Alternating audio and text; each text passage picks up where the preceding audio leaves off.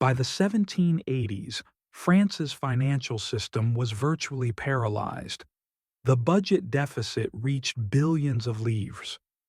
The court spent fabulous sums on entertainment, balls, and maintaining the army, but did not dare to undertake reforms. Finance ministers tried to restore order, but their reform projects, such as the introduction of taxes for the nobility, met with fierce resistance from the nobility and the clergy. French society was divided into three estates. The first was the clergy, which owned vast lands and enjoyed enormous privileges. The second was the nobility, who were exempt from taxes and retained power. The third was the peasants, the bourgeoisie, and the workers, i.e., the overwhelming majority of the population. It was the third estate that bore the burden of taxes, duties, and military expenses without having any political rights. In the 18th century, France became a center of philosophical thought. Rousseau, Voltaire, Diderot, and Montesquieu wrote about freedom, equality, and human rights. These ideas inspired the bourgeoisie and part of the educated society. People began to believe that the old order was unjust and should be destroyed. In May 1789, after decades of crisis, the king was forced to convene the Estates General, an assembly of representatives from all classes. It was the first such assembly in 175 years. Expectations were high. The Third Estate hoped to gain the right to vote and participate in decision-making. But the nobility and clergy wanted to keep their privileges. When the king tried to limit the influence of the Third Estate, the deputies announced the creation of the National Assembly. Soon they took the famous oath of the ball game hall, vowing not to leave until a constitution was adopted. This was the first step towards revolution. On July 14, 1789, the people of Paris rose up. Crowds of townspeople, armed with muskets and cannons, stormed the Bastille prison, a symbol of royal power. Although there were only a few prisoners in the fortress, its fall was of great significance.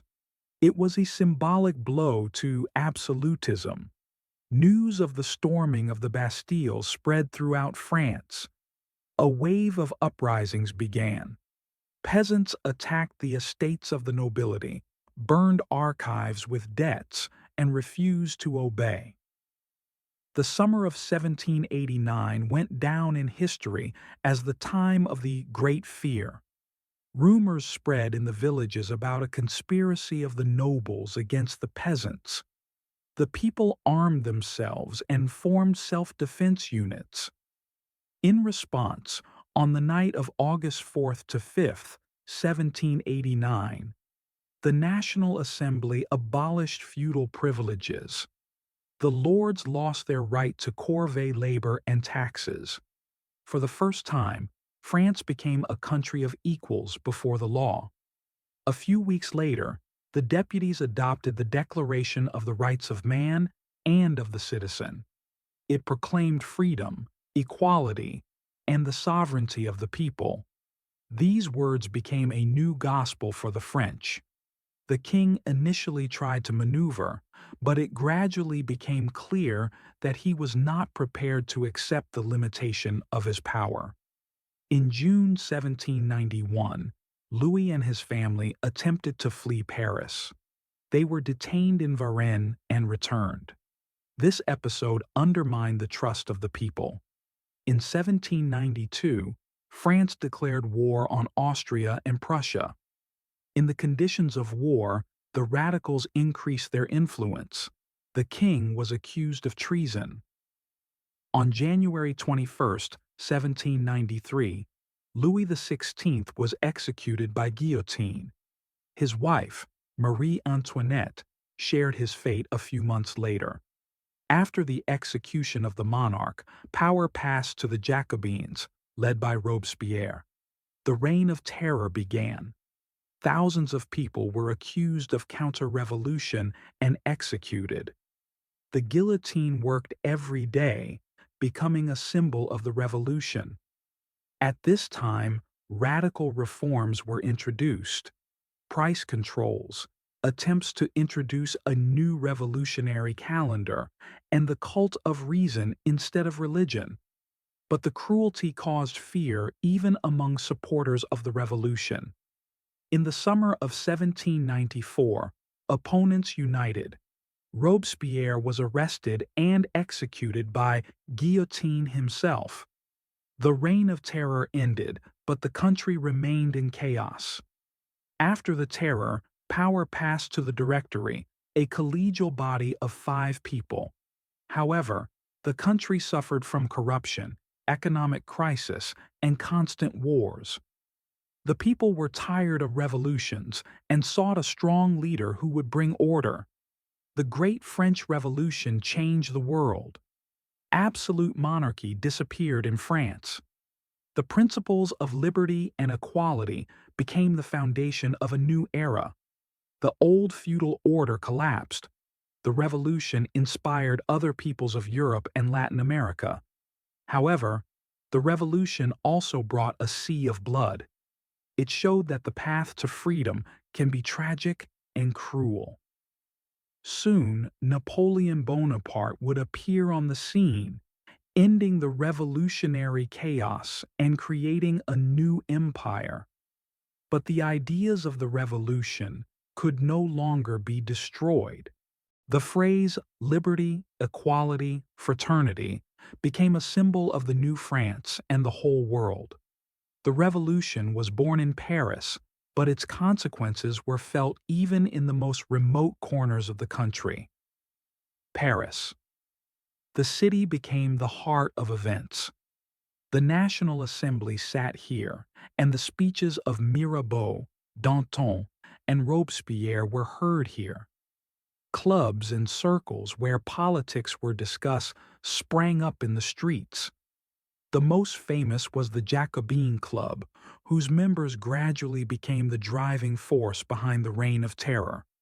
Rallies were constantly held in public squares. Tens of thousands of copies of newspapers and pamphlets were distributed. Every day brought new rumors, new appeals, and new slogans. The province's things were different in the villages. There, the peasants rejoiced at the abolition of feudal duties, but at the same time suffered from instability. Many villages lived in fear of war and famine. Sometimes the peasants supported the republic, and sometimes, on the contrary, they rose up in rebellion for the king and the church. The largest rebellion was in the Vendée, where peasants rallied against Paris under religious slogans. Its suppression resulted in a terrible massacre and thousands of victims. The revolution paved the way for women's active participation in politics. In the fall of 1789, thousands of women from Paris marched to Versailles, demanding bread and justice. This march forced the king to move to Paris, closer to the people. Prominent female figures also appeared. For example, Olympe de Gouges, who wrote the Declaration of the Rights of Woman and the Female Citizen. She demanded gender equality, but paid for her views with her life. She was executed during the Reign of Terror. Women participated in clubs, rallies, and demonstrations, but their activism also frightened male politicians. Soon, women's clubs were banned, and their role in politics became less prominent. The revolution created powerful images that have survived the centuries. The tricolor flag, white, blue, and red, became the symbol of the new France. La Marseillaise, a hymn written by military volunteers, quickly became a national symbol of struggle. The Phrygian cap, A red cap worn by freed slaves in ancient Rome became an emblem of freedom. The guillotine, a machine of death, became a symbol of both justice and terror. These symbols survived the revolution itself and entered world culture.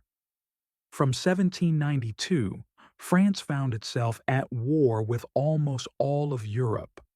The monarchies feared that revolutionary ideas would spread to their countries. Despite the chaos, the French army was quickly rebuilt. Mercenaries were replaced by volunteers. They fought not for the king, but for the republic and freedom. Enthusiasm worked wonders. The French army won victories over the much more experienced armies of Austria and Prussia. New commanders appeared, among whom a young general, Napoleon Bonaparte, stood out. The revolution challenged not only the monarchy, but also the church. The National Assembly confiscated church lands, and priests were required to swear allegiance to the Republic. Many refused, causing a schism. Robespierre and his supporters tried to create a new civil religion.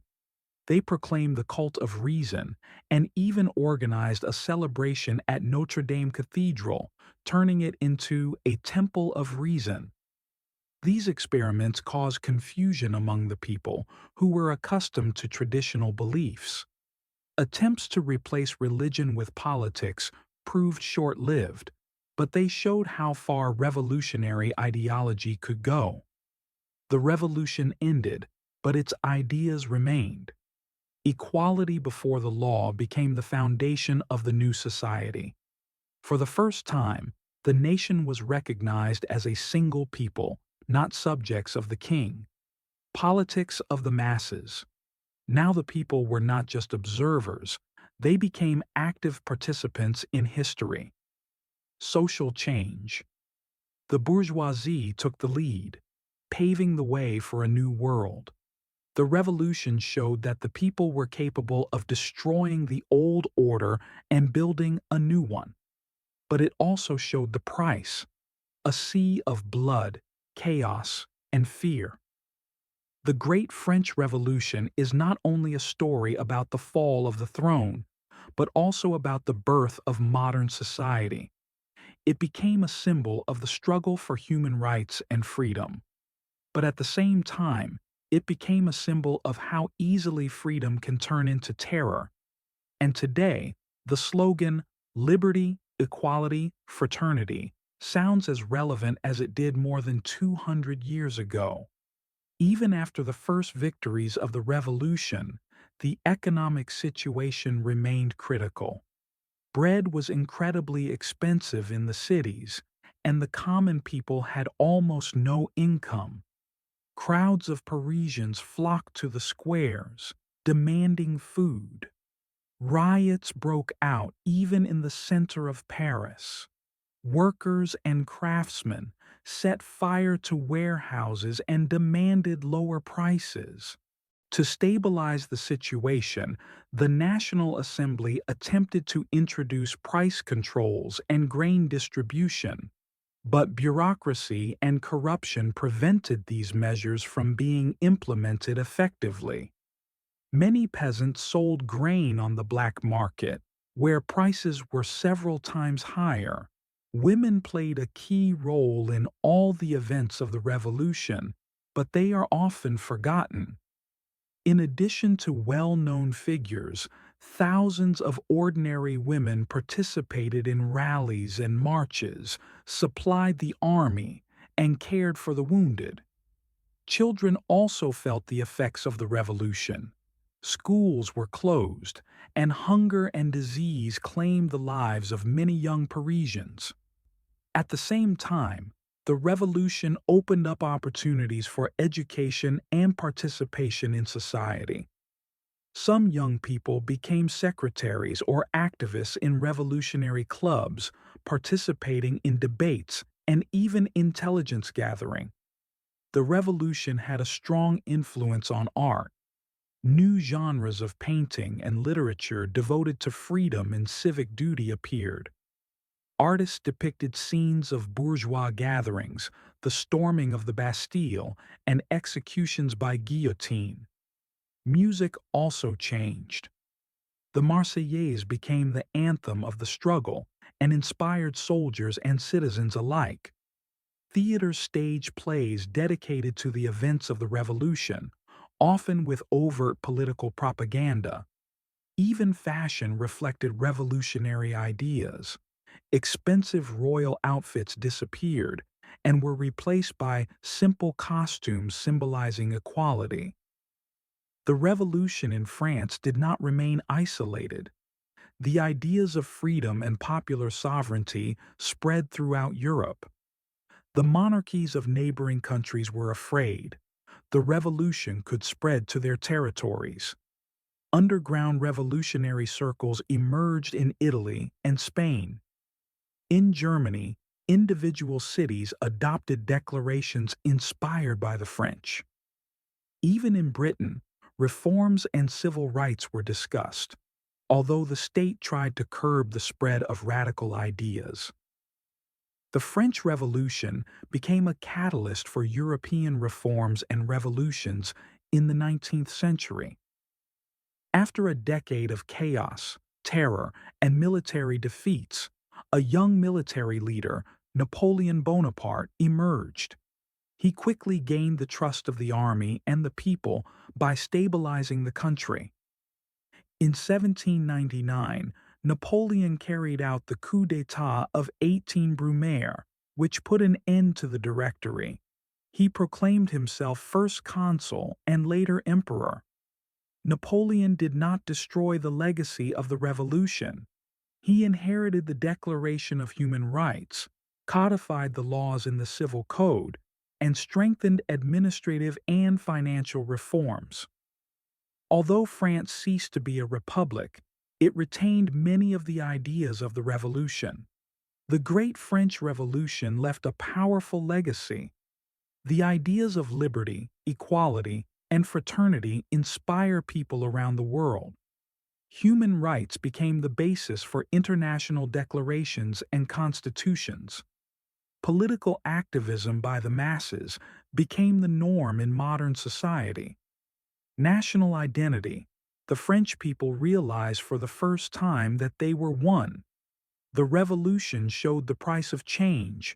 Freedom requires sacrifice, and the power of the people can both create and destroy. Even 2 centuries later, artists, writers, and filmmakers still refer to the events of 1789 to 1799 to show how the desire for justice can change the world. Today, the tricolor, the Marseillaise, and the red cap remain symbols of France and civic activism. The squares of Paris, where crowds of revolutionaries once stood, have become tourist attractions. Museums preserve the personal belongings of revolutionaries, documents, guillotines, and costumes. Historical reenactments help to understand the atmosphere of those years. The Revolution of 1789 to 1799 lives on not only in books, but also in people's minds, reminding us that the people can change history if they decide to act. Not only Paris, but also provincial cities felt the consequences of the revolution. In Lyon, Marseille, Bordeaux, and other large cities, revolutionary committees were formed. There, reforms were discussed, mass meetings were held, and local militias were created. Villages, especially in central and western France, faced famine and banditry. Local residents were divided into supporters of the Republic and royalist conservatives. Fighting between them sometimes led to bloody clashes. The revolution changed the usual order of life. Peasants received land from the nationalized property of the church and the nobility. However, the redistribution process was chaotic, often leading to disputes and conflicts. Political life in France was full of intrigue. The Jacobins fought the Girondins, the moderates fought the radicals, and each leader tried to hold on to power. Danton, Robespierre, Marat. These names became synonymous with the revolution, but each of them knew that no one could be trusted. Betrayals and conspiracies became part of everyday life. Even outside France, people watched the events unfold. The monarchies of Austria, Prussia, Spain, and Britain tried to support the counter-revolution. Their envoys monitored the mood of the population to predict the possible spread of the revolution. The revolution gave impetus to new educational initiatives. Monasteries and church schools were closed or nationalized. In their place, secular educational institutions were created where literacy, mathematics, history, and civic duties were taught. Revolutionary newspapers and pamphlets became available to the general public. People began to actively discuss political events, debate, write letters, and form their own opinions about the government. These changes laid the foundation for the formation of modern civil society. The army of revolutionary France became the main instrument of power. Young officers, such as Napoleon Bonaparte, used new tactics to defeat experienced monarchist armies. Ordinary soldiers felt that they were defending not the king, but the republic and freedom. This strengthened their morale. The wars expanded France's territory, reinforced revolutionary ideas, and at the same time created new social opportunities for people of low and middle class origin. The revolution changed not only politics, but also culture. Artists created paintings depicting events such as the storming of the Bastille, the Women's March on Versailles, and executions by guillotine. Theaters staged plays aimed at fostering civic awareness. The music, hymns, and songs of the revolution united people and inspired them to fight. Even fashion reflected revolutionary ideals. Clothing became simpler, expensive aristocratic outfits disappeared, and tricolor elements symbolizing equality appeared. By the end of 1799, France had changed forever. Absolute monarchy had disappeared. Revolutionary ideas spread throughout Europe. The foundations of civil rights were laid. A national identity emerged. But the revolution also showed the price of change. Chaos, war, famine, and terror left their mark on generations. Napoleon, coming to power, ended the revolutionary transformations, but the ideas of freedom and equality remained. The ideas of the 1789 to 1799 revolution live on today. Human rights have become the norm in many countries. National symbols, the tricolor, the Marseillaise, remain relevant. Political activism has become part of modern society. The cultural heritage, literature, painting, music, continues to inspire. The revolution reminds us that the people can change history, that the ideas of freedom and equality can overcome any obstacles, but that these changes come at a high price.